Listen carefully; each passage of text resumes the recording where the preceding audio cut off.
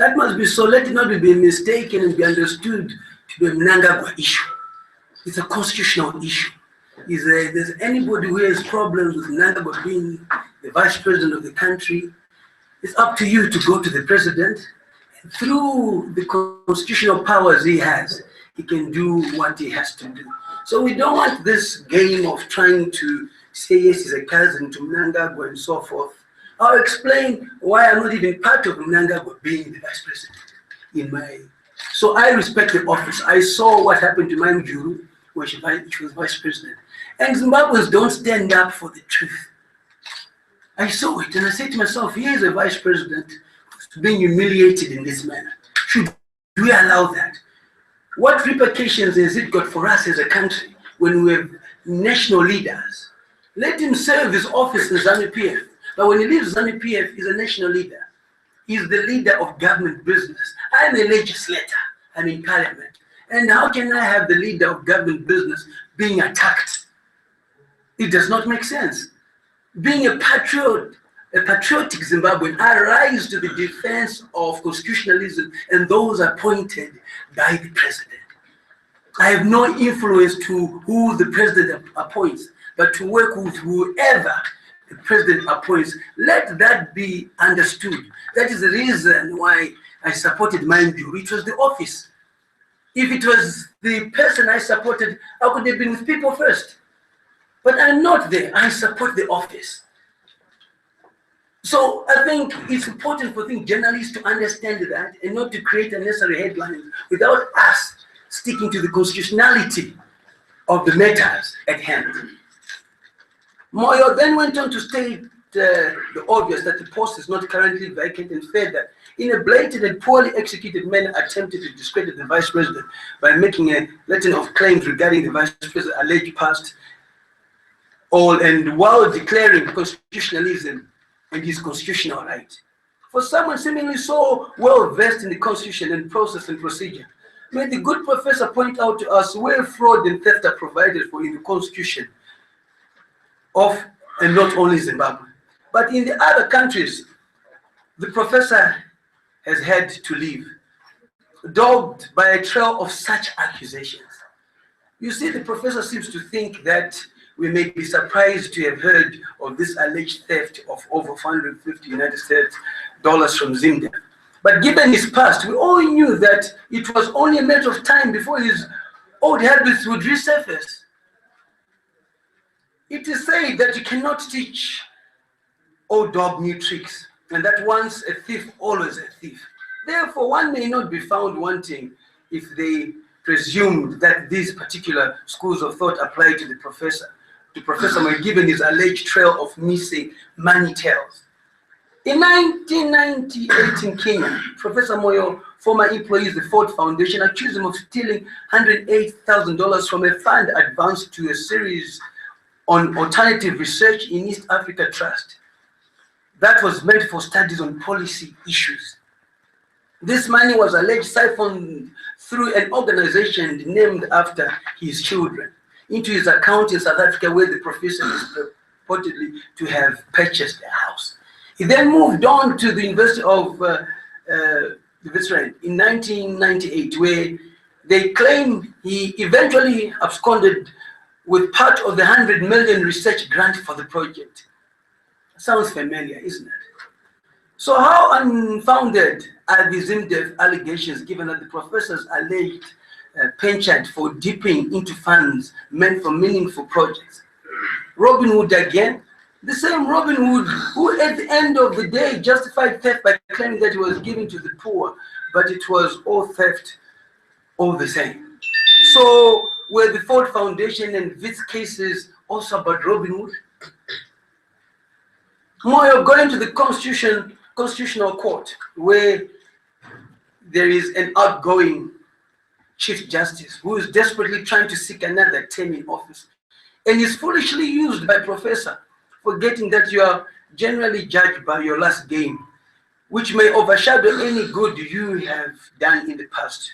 To seek absolution in a smack in the face of legislation, as a matter he is being accused, is certainly not political but criminal.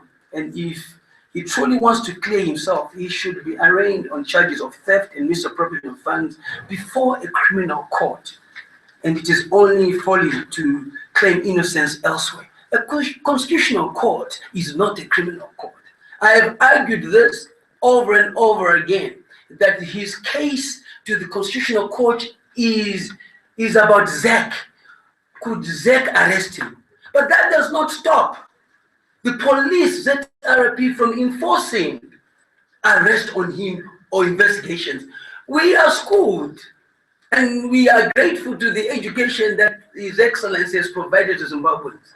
We pay attention to detail. The constitutional court application questions Zach. It does not stop the police from arresting him. I have evidence, I have a letter from the Prosecutor General's office to the Commissioner General saying that we have looked at the docket. There is a case, he must be arrested. It's only the Prosecutor General's office constitutionally that can say there's no case, we can't arrest him. So you've got 3 constitutionally mandated bodies in the country, and I am a legislator. My role is oversight over the executive. I am applying that. For those who don't understand the law as legislators, I cannot speak for them. I can speak for what I do in the House of Assembly. And oversight is about ensuring that the Constitution is being followed. So the National Prosecuting Authority is rendered useless. The Zimbabwe Anti-Corruption Commission is rendered useless. Are they in the Constitution? Yes. Why are they not allowed to exercise their powers as enshrined in the Constitution? Whilst it is true that there is currently no vacancy in the presidency, as the second in command presiding an election, Vice President Mnangagwa is in line to take over if, God forbid, anything were to befall the president. Furthermore, as an appointee of the president, Moyo's declaration against the vice president's ascendancy could be a clear sign that he questions the president's decision and has no faith in the president's abilities to appoint a competent team. I've always said this: if you're appointed by the president, respect to those equally appointed by him. They talk about one center of power. The conference of goes about one center of power. We will go to the one center of power. They talk about one center of power, and yet the same center of power is open to abuse and attack. The center of power. One center of power, but it is being attacked. Let's be open. We will get there. This seems hypocritical in itself, as Moyo's so-called constitutional right, by his own admission, is a tandem to the president and party's endorsement, possibly making the professor a candidate ripe to cause division. Could the professor's apparent aversion to Vice President Mnangagwa not possibly stem from a more personal issues, where in the 1990s he accused the then Justice Minister Mnangagwa of allowing the courts to grant his ex-wife the order allowing her to take their children to Swaziland upon their acrimonious divorce. Here we go. Did you know that? We dig deep. We research. He's a professor. We are equally professors, not, in terms of what he studied for political science. We are professors in having to tell you the truth. There was a divorce with his wife. It was acrimonious. Mnangagwa was Minister of Justice. They were taken to Swaziland, children of which he then was accused of kidnapping. This is the professor. Again, by his own admission, the professor states that, open courts, he has also come to know that VP Mnangagwa is given to disturbing disloyalty to those who support him, because apparently the only thing that matters to him is his personal position and interest, which can easily be construed to be referring his experience with Mnangagwa during the professor's botched attempt to overthrow the government during the Cholocho debacle. The professor is quick to label people foolish, but really, who's fooling who? There's history. Who's fooling who? This is where I question ZANU-PF's wisdom in bringing back the professor. After what he used to write about the so-called president, that he respects who he is protecting, would you clearly, I've been out of ZANU-PF. I don't attack the president as much as Professor used to do when he was an independent. I still have respect for the president. I still believe we love him, his legacy, I'll talk about it. But yes, there's a time when we want to see him, sharing some of his ideas to us, the history. But he never did that. He even said that even if a donkey stood against the president, a donkey would win. ZANU-PF's judgment at times, I kind of question it. Not only does Moyo cry foul and hell build an open insult at every opportunity that is quick to decry everyone's competence, but how competent is he himself when it comes to legitimate and legal responsibility and tasks? Strategists, some might call him, because they believe that he was part of the strategy in 2013 for ZANU-PF. Unfortunately, ZANU-PF has one professor. And and being the institution it is, it really values those who are academic. Whereas MDC had 3 professors when they were strong. Professor Zinochkiwe, Konosho, if I'm not mistaken, but they're 3. So I'm just trying to say that, is that the sole reason why ZANU-PF should keep him, because he's only professor who is there?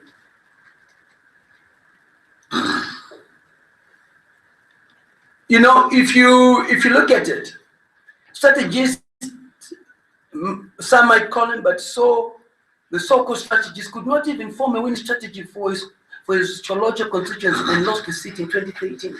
So who's blinding who? 2013, ZANU-PF is told that professor was the strategist, but he lost in his constituency.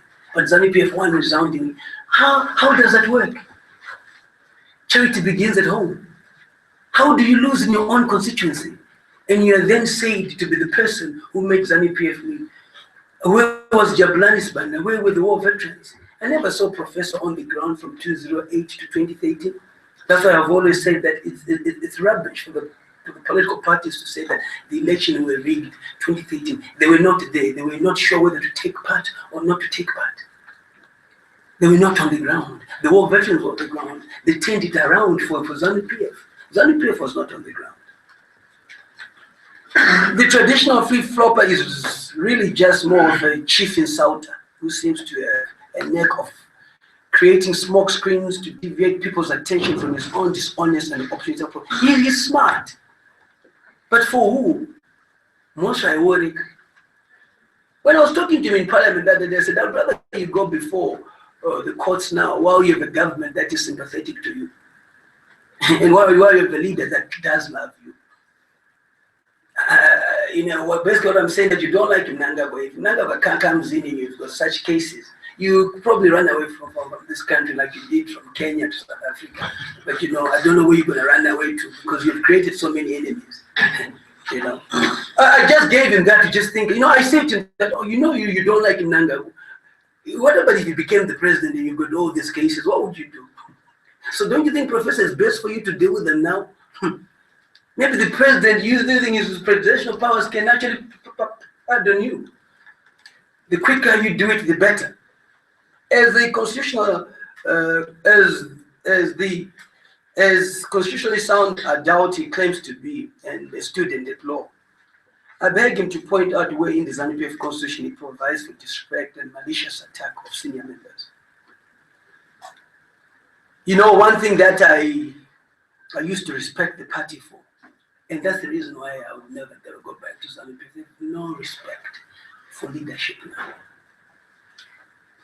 The young people coming through disregard war veterans, the founding values of the party are not respected.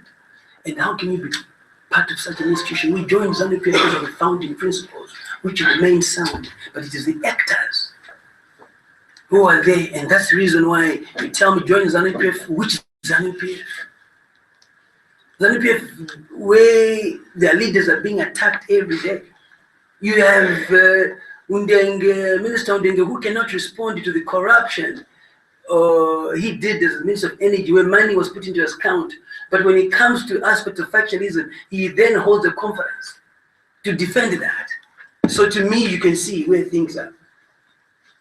This is a bad precedent that His Excellency would do well to nip it in the bud with haste. It is this same lack of respect that saw the former Vice President Uteni verbally attacked mind. This is where I come in and say, no, we cannot allow this to happen as a country. Somebody must stand up. Paul in the Bible always intervened when people were fighting, but Zimbabweans seem to enjoy people fighting. You want to watch people fighting instead of coming in and say, you can't fight, stop the fighting. We seem to have that tendency of enjoying fights. Some of us are not like that. Why is it that he only refers to the Constitution as when it suits? The bigger question is, why is it that the professor has always been at the center of power struggles since 2004? That is the issue. Since 2004. I talked of who's fooling who. Professor, all this G40 Lacoste you carelessly throw around is all a ruse, and it is time that you stand up and declare who your real presidential candidate is. Who is Professor's real presidential candidate? 2004, he was part of Cholocho. It happened in Cholocho. I was not there. He wanted to overthrow the government so that Mnangagwa comes in. It's a well-known fact. 2014, we were expelled from the party. Man, Juru, and so forth, over lies. Professor was there. Mnangagwa came in. He is the one. I was not the Congress that elected Mnangagwa. Was I there? I was expelled. So why then would you say that Mnangagwa is there through me? Is it not him? But there's something that I think we're missing here. I think he sees Mnangagwa as a difficult person to then use. He has a tendency of using people, but Mnangagwa is becoming very difficult. And he's not as easy as Manjuru. He stood his fight. They've tried to go for him. The president has trusted him. It's pretty clear. Manjuru, it lasted 3-4 months. She was out. The Mnangagwa battle has gone on. And clearly, those who think started it are losing momentum. Are losing momentum. To me, was Mnangagwa the candidate they wanted as the vice president? No. He was a compromise candidate. They always had their own candidate. So who's the candidate? Yes, you say there is no vacancy. Continuously reiterate that you stand behind and support the president with superlatives of praise.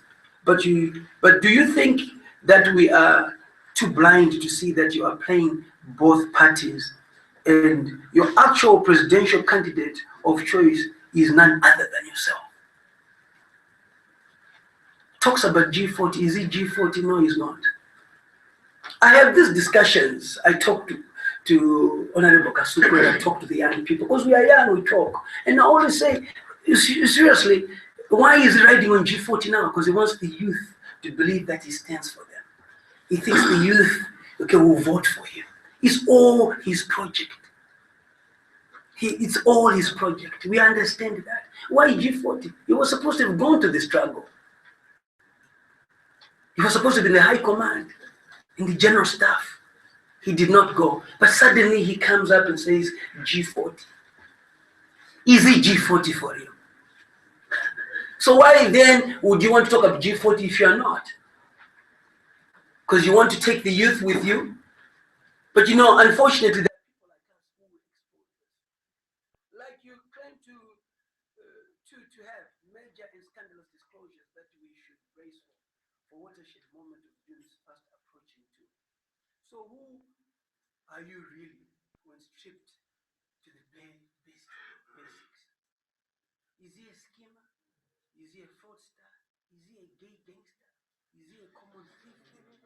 Or a failed ideological politician seeking revenge? I'll leave that to the rest to summarize. My response to the tweet, he says that I want my cousin to be the president. But he's forgetting that he is the one who wanted my cousin to be the president in 2004. And he was the mastermind behind Cholocho, which happened in his own home area, not mine. I was not even there. The debacle of which led to his expulsion. I was not part of the 2014 Congress that ousted Maim Juru and made Mnangagwa the vice president. He was there. In 2004, he even complained that ZANU-PF amended the constitution to pave way for Maim Juru ahead of Mnangagwa. Don't we know that? He complained about that there's no constitutionalism in ZANU-PF. If I can take you back there. But I did not hear him cry foul over the constitution being amended to suit the political expedience then. In 2014, I didn't hear him complain that the constitution was changed so that there's no elective Congress. Why is it that he was not worried about an elective Congress? Because he hopes to be appointed by the president if the president fires Mnangagwa, because you don't have to go to Congress. But I did not hear him cry foul over the constitution being amended to suit political. He probably happened also being appointed vice president in place of Mnangagwa so that he realized the dream at the same time trying to publicly humiliate him out of personal revenge. He has already attacked the army, the war veterans, and the security of this country. And as such, he becomes a security risk.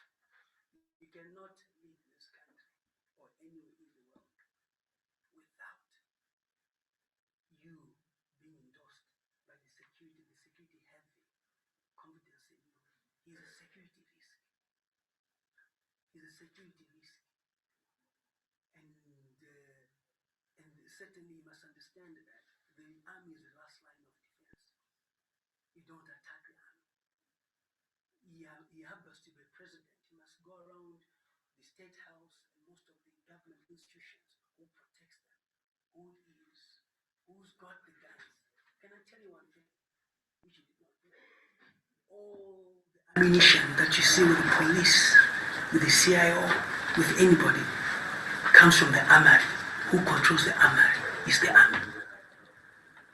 The keys to the armory, that was the army. So you cannot be so stupid to attack the people who control the keys to the armory. And you want to be president, and you want them to protect you. I suppose that is something that he can learn from Tsvangirai as to why he has not ascended to power. Tsvangirai was very reckless. Learn from the Gambia guy too, when he clearly said that he would go after the army, he would go after the security when he became president. Where is he today? Why can't he learn that lesson from Tsvangirai?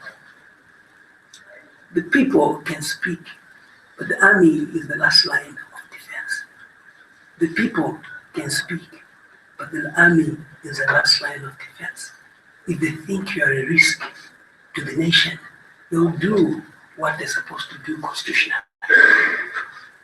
The army has got a lot of power constitutionally too. No wonder why the army is the only institution that has doctors, builders, economists, everything. Why is that? Because when the government fails to operate, they can. Give me any institution that you know of the world that has every sector of the economy. It is the military. That's the reason why they build schools. That's the reason why if there's a problem, their medical teams move in. That's why if people need to be evacuated, they move in. It's not the civil protection unit that moves in, it's the army. My people must be alive to this. Politicians must be alive to this. It is stupid not for you to be alive to that. The young generation must be alive to this. Must understand the role of the war veterans in the struggle.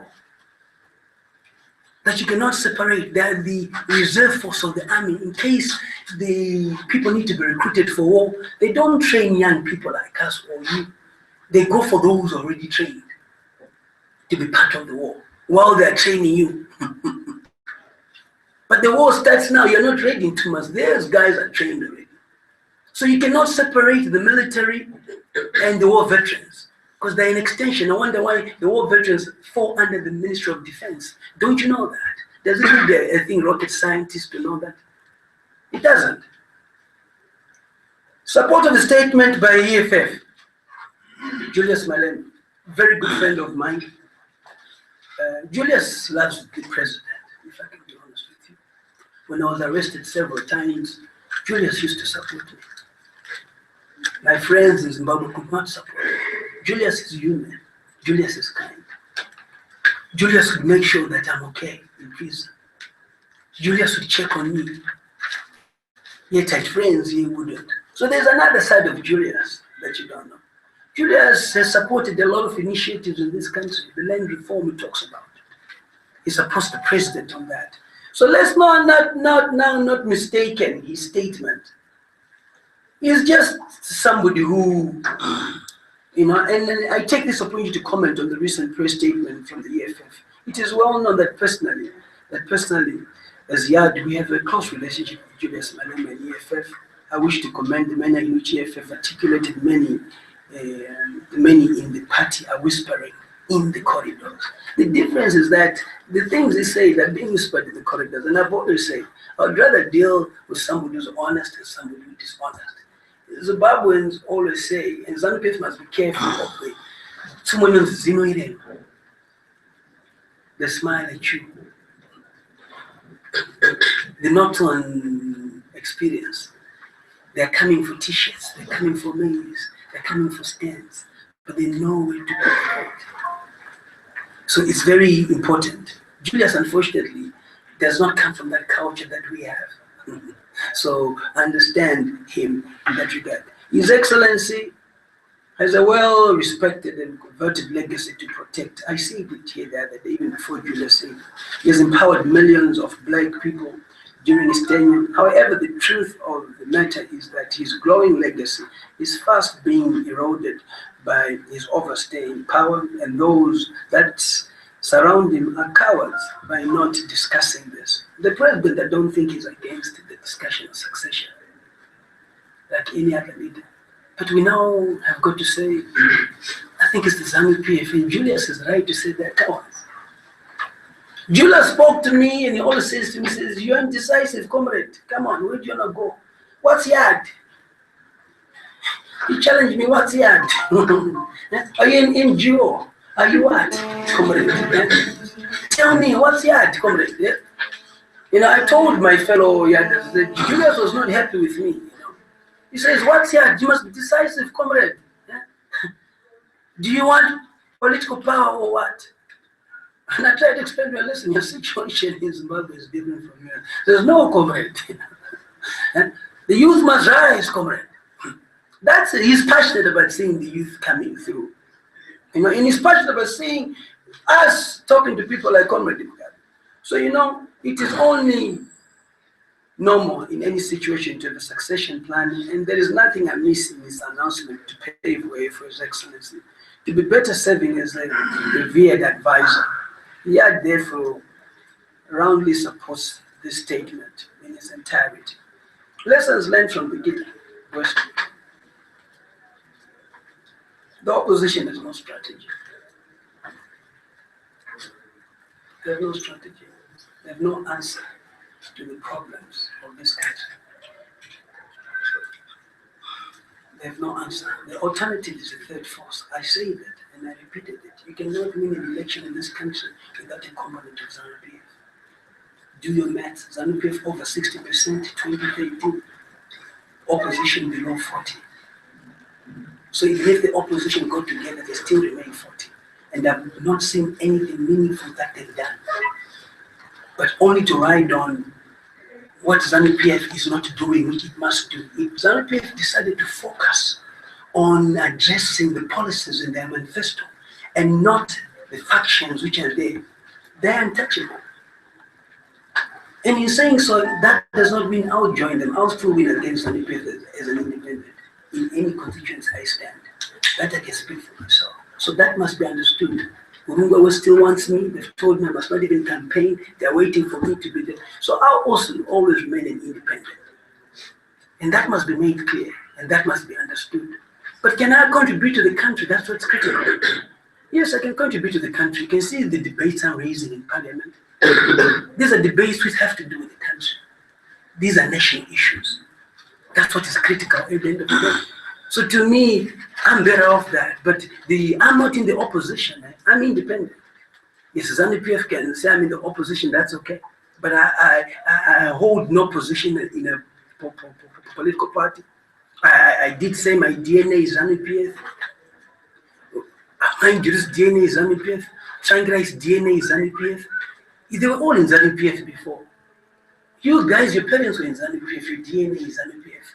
So most of the people in this country after 1980, if you're born, your parents were all ZANU-PF, was not ZANU-PF. After the thing Unity Accord, there was only one party. The opposition only came later. So we must place this fact that that's who we are at the end of the day. And in being that, it does not stop us from being objective. You live in your mother's house and father's house. There's a time when you grow up, when they kick you out, you then have to be independent and create your own home. Even have better things than they have a TV, have Wi-Fi, they don't have. But that does not say, and that does not mean, okay, you did not come from there. So the question that did I come from ZANU-PF? Yes, I did. I can't say no. This is what is critical. And for you to say no, you're just lying to yourself. I did come from ZANU-PF, and I said I was expelled from ZANU-PF. And that is the reason why when I even speak to the political commissar Kasukwere, when we talk and laugh, I say to him, I'll never write a letter. And say what? And say, Honorable PC, may you please allow me back in the party. I was part of the cabal that wanted to kill the thing president. Forgive me. Did I want to kill the president? No. Was I part of the cabal? No. And I said, if you want me, you write to me. Say that your decision was wrong. That then is the basis for negotiation. I wrote a letter when I was the provincial chairman, when I was expelled and suspended, challenging that. They've never looked at it. So I tell them, you have a letter before you. How many letters should I write? Unless your thing lifting of suspensions and expulsions are very, more or less faction inclined. That's also what I look at. If Webster Shamu, who was the national PC, who's senior to me, is allowed back in the party for not having a problem, was I not facing the same charge? Was Mike Jonas facing the same charge? Was Ditmas Ntasa not facing the same charge? This is my message to ZANU-PF. Be consistent. Even in your lifting of suspensions, expulsions, you are still factional. He was the national commissar, equally charged with wanting to kill the president, part of the cabal. He's forgiven. And the rest? I'm not saying this because I want to be back in ZANU-PF, but I am equally pointing out to some of the irregularities, inconsistencies in that, which must be very clear. So Webster, who's the mobilizer, Tete Msangano, Adzok, he was seen as Tete, Wangawacha Betramaim Jugufuti, Andre, Adzok, Kovamui.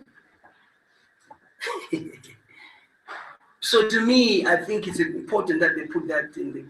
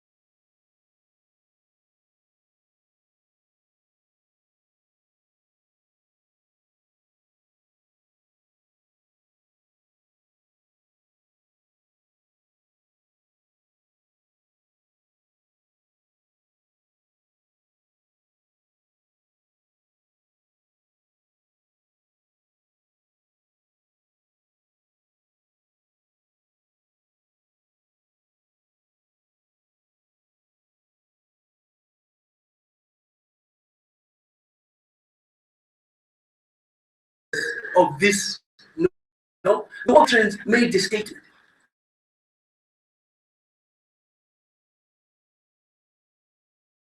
Going to support it. They control the rural. I was with them on the ground. So to me, there was no official statement from MDC saying that we're supporting Mliswa. But then you want to claim they supported me, but then you don't have an official statement. How does that work? Okay, there is Chimani Mani. Show us your strength in Chimani Mani. There was Bikita. Show us. I said Bikita was for the opposition to retain, not for ZANU-PF. ZANU-PF went and took everything. Even from the opposition, they took in terms of the statistics. And don't ignore that. Don't ignore that. Kereke, Msakwa, 6,000 plus, they were all over 6,000. The difference about 500 if you look at it, they were all over 6,000. So 13,000, they took that, combined that. Msakwa was said to have been Gamma Talks Mind Juru. Kereke stood as an independent, he was said to be Lacoste. And G40 at the time, because Lacoste and G40 were working together, remember? There's a time when they were working together. when we were outside, it was a combination of Lacoste and G40 against Gamma Talks. So they took that. Not only that, the MDC candidate who had won there had less than 100. Shoko. So pay attention to figures. They're critical in determining the future. Who doesn't know that maize fertilizer will always be given? We knew that, but we had a team on the ground which would react to that. We'd say to the people, receive that, but it doesn't give you jobs. It doesn't give you housing. You have a stand. You need money. So do you have a reaction team that comes in and talks? This is where YAD came in. This is where the youth came in. As soon as ZANU-PF left, we were back talking to the people again.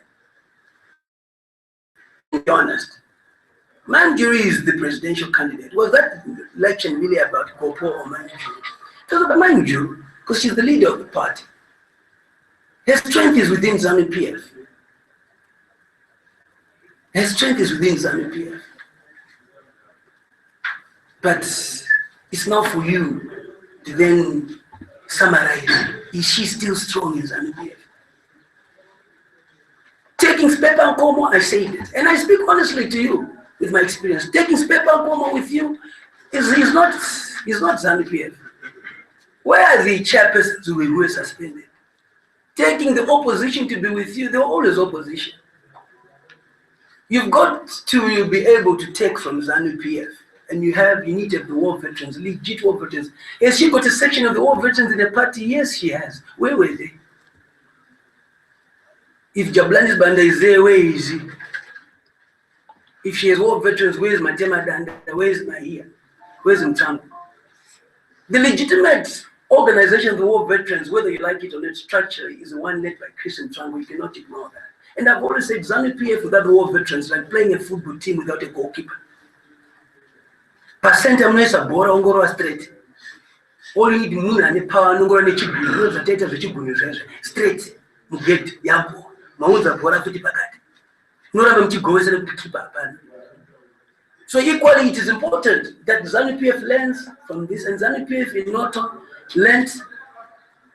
They went to Mashingo. I tell you why they went to Mashingo. Mashingo is the stronghold for the vice president, and the loss would have impacted negatively on him. G40 would have gone to the president and said, look, this is the man that you think must lead the country when he has lost in Mashingo. You saw my offer working, we're working. It's food for thought. That's Mashingo. That's his home area. He won that seat in his home area. If he had lost that seat in his home area, what impact has it got? He went and he worked hard, he mobilized the people, they were there, and so forth. I will not go into who he mobilized, but he's the leader for ZANU-PF in terms of his vice presidency that he has, and so forth. People want to associate themselves with winners. What implications has it got? Vince Lombardi, the great football coach, once said, winning is a habit, so is losing. You don't win once in a while, you win all the time.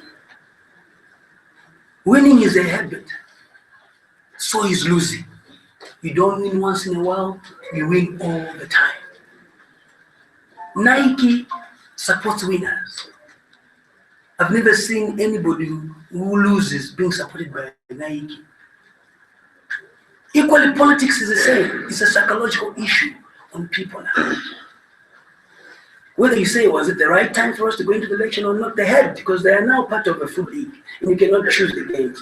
Credit to them for taking part. They now know what the ground is about. It's now how they pick themselves up from that position. Masvingo is the home of the political commissar for People First, Ramavaye.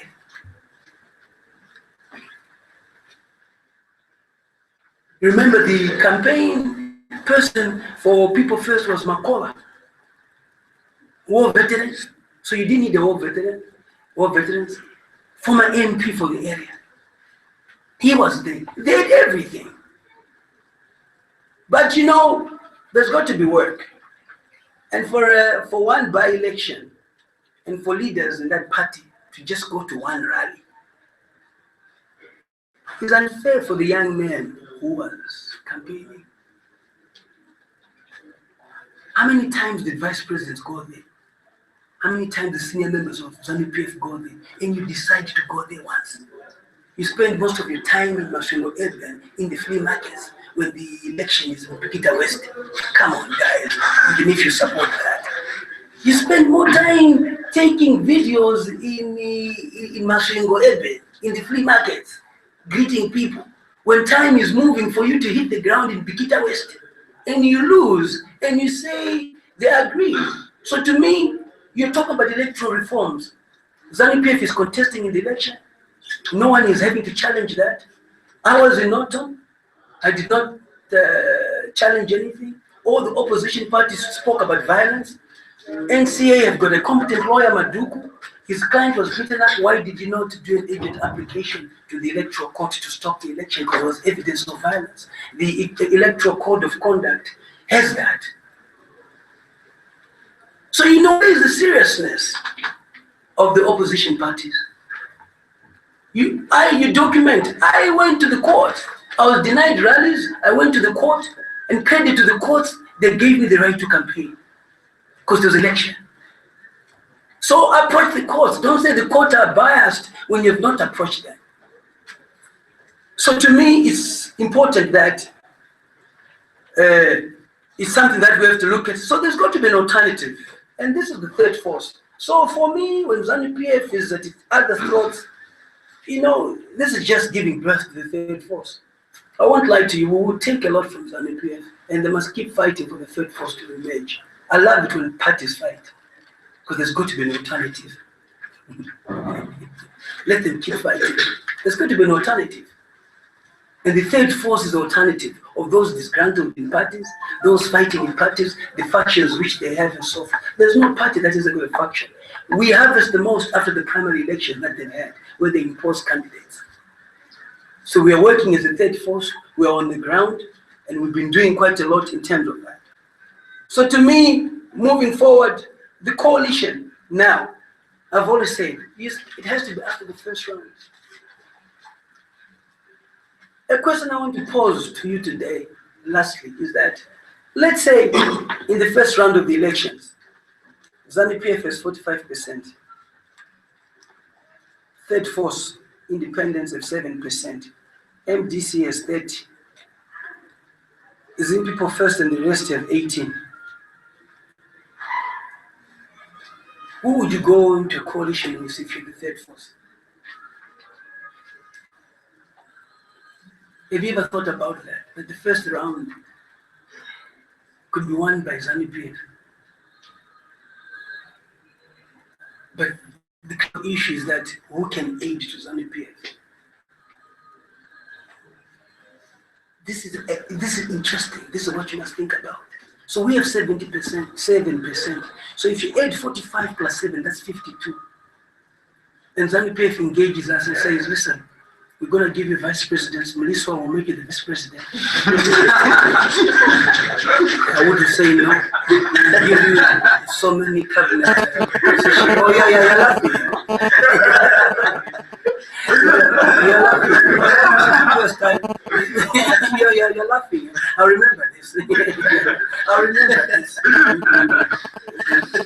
But it's 5 days after Donald Trump was sworn, the journalists in Zimbabwe laughed and said, I could be offered vice president. Okay.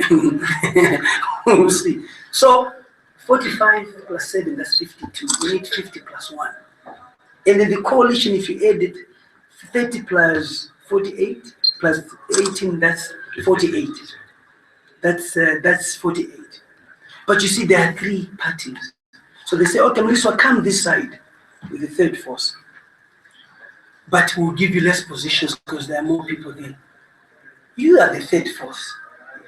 ZANU-PF is saying they'll give you more. And here you share. Where would you go? So that's my point. Why are you always attacking ZANU-PF? What about tomorrow?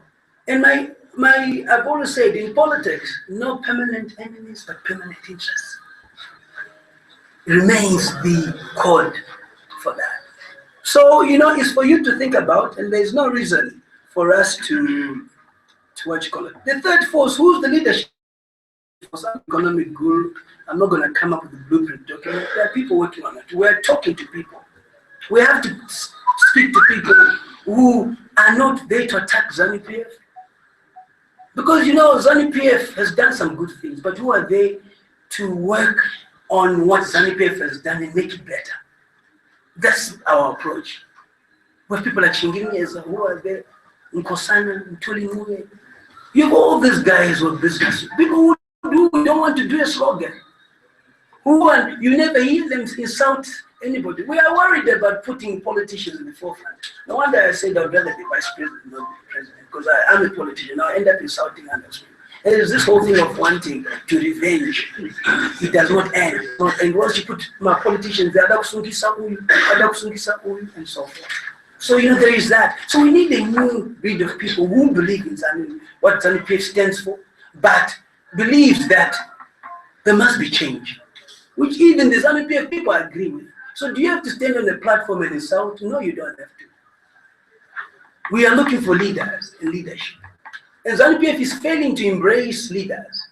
It's excited about politicians like Chipanga, who is not match to Malema at the end of the day. He's a small boy to Malema. Chipanga, unfortunately, I'll meet him in parliament. I said, Chipanga, you're hardly in parliament, you hardly debate in parliament. You're an absent parliamentarian. But the truth of the matter is that you're a small boy to Malema. Julius is at a different level. And you can learn a lot from him. Does Julius need ZANU-PF? No. He's on another path. He's at another level altogether. And I've always said Chipanga was the biggest Gamma Talks. He got us all fired, but he remained there. We were fired because of him. He is the biggest Gamma Talks. If you go through the youth elections, which I've always spoken about, Senengam and them were combination yela cost ne G40. You stand up Gamma Talks. Kudangine 3 machane. Tika win a youth election and the other suits and mepoka. But here what Jaga win a nursing year or officer in Soro. Iaka Bamako Egama Talks. Sakata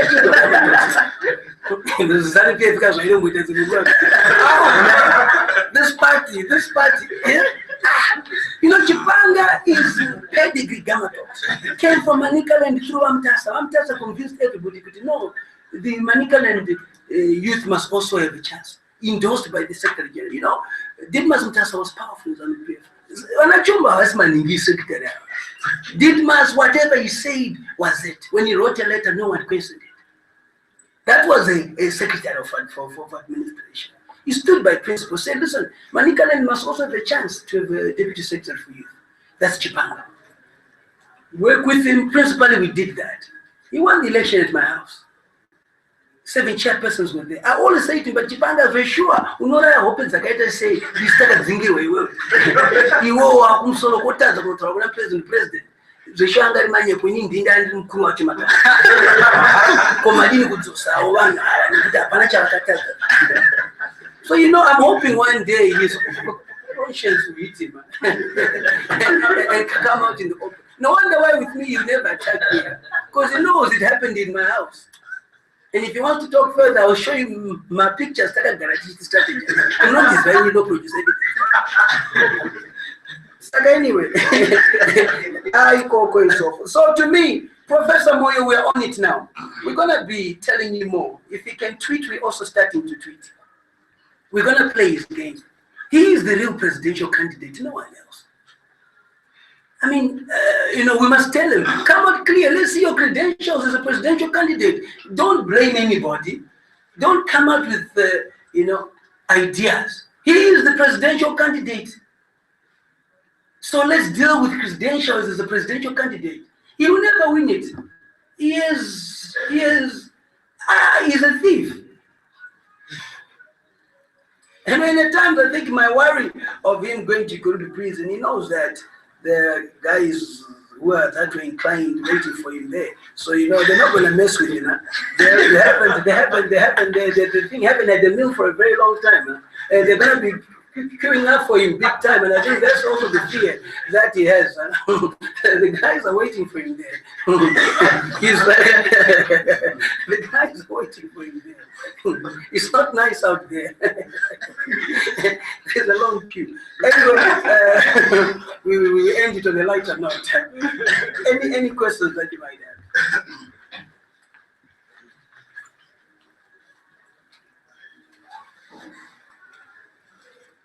You spoke of permanent interest, which is, characteristic of politics. But you haven't told us your own interest as Temba Mliswa or Yard. Yard's objective is to participate in elective office 2018. No wonder why you can see we're modeling. Some of the young boys were in Yard. Yes, are still young students, some are maturing. You've got Martin Damungu here, who's the national spokesperson for Yard, SRC president. He's standing in Meru Urban as an MP. So we wanted to see that. If he can lead the SRC, why can't he mobilize in his constituency? That's where he comes from, that's where he's born. He was born, his father worked for the railways there in Gweru and so forth. So we place you where you are and so forth. So we're very clear about that. There's some who are not ready, and we say, listen, work with those who are ready. We've equally challenged. The reason why I've said the parties are not ready, I've got a lot of opposition members in Yard, and at times they attack me, but I say to them, okay, but what is your party doing about the candidate in 2018? And they have no answer. You see, I tell them, are you the candidate? No, but who's the candidate? So, so you cannot win an election by not having a candidate now and doing what needs to be done for you to win an election and so forth. Do you need money? No, the biggest resource is yourself. You go on the ground, be visible, preach. Most MPs are not going there, they're not on the ground, they don't have the money to get there, they've only got money to get to parliament and so forth. So while they're absent, you must be working, you must have a structure. Go Kumarufu, go Kuma Prize Giving Days to Bora, go tell them who you are, what you want to do. They will laugh, but it will be there. They see you present. People want representation. People don't want just money. And this is what I've realized as a politician. I win because I represent people. That's what is critical. So to me, I see the young boys, they are not ready. So we now move a step further. There is a young man in Makwan who was at the meeting. He's ZANU-PF. He stood up and said, I'm ZANU-PF, I'm standing in evidence. And it was very clear that not only that, also have to speak now and test I'm very MP because watching anyone without around now. Can we not zingwa ka nekuti ngoema prime said can watch zinga ngawo zinga. He was very clear. He said, should we name you? He says, yes, you can. That's not an issue. So already, we even have got ZANU-PF young boys who want to take part in elections. We prepare them. We work on a strategy for them. This 7-point plan for Yard is important. Voter education, registration, inspection, the biometric system, BVR, biometric voter registration has come in. Are they ready and so forth? Somebody said to me and asked me at a meeting that I was having, I said, what would you want for Yard? And I said, one, can the constitution be in Shona? And can it be in all the languages in the thing? Because what's critical is for people to know their rights. And through Yard, we can distribute those constitutions. We don't want money. We want people to know their rights. And we are the same way is the Bible in Shona. The constitution must be like that in Tonga, in the belly. So to me, that's an issue that I also need to raise in Parliament. When are we going to have the constitution in the languages enshrined in the constitution? That is critical. Empower people by rights, not giving them. And when they know their rights, then they're able to do that. 2, voter registration is critical for everyone. Allow people to put their vote where they want to put it. So that to me is what I'll be going around. I'll be doing lessons on what I learned from Norton, with the war veterans there as well, talking in terms of what they are looking for in terms of leadership. Now that they're not aligned to any party, it's the time that you have them talking. You know, it's not a secret that they were instrumental in the violence that used to happen. And as you can see, Norton didn't have as much violence. Equally, Bikita didn't have as much violence compared to Urungwe West. You can go through those reports. Urungwe West, they're involved. They single-handedly blocked my ascendancy to being an MP. They're not there anymore. So how are we taking advantage of that? Are we engaging them? Are we talking to them? So instead of us saying, engage. The interests remain permanent. Talk to them. Let them go to the people. What Iowa? Isusu, we fought for multi-party democracy. And that's what is critical. You know, that I think is a new era for Zimbabwean politics at the end of the day. More than anything else, the war veterans not being part of ZANU-PF was the best thing that ever happened to this country. But are we really going to push for the welfare of the war veterans? Yes, we must. We cannot have war veterans demanding money as if they are poor because of people who have not planned properly for them. We must equally be able to support the cause. Not be reactionary. Let it be systematic. When I'm going to school, let their wealth be good. Let them get good medical aid. That's all they want. If they get that, will they be making noise? No, they will not. So these are basic things that we also, as a generation, must work towards. It's there in the Constitution now, so let's push it that way. Any other question? Thank you very much, ladies and gentlemen. It's been.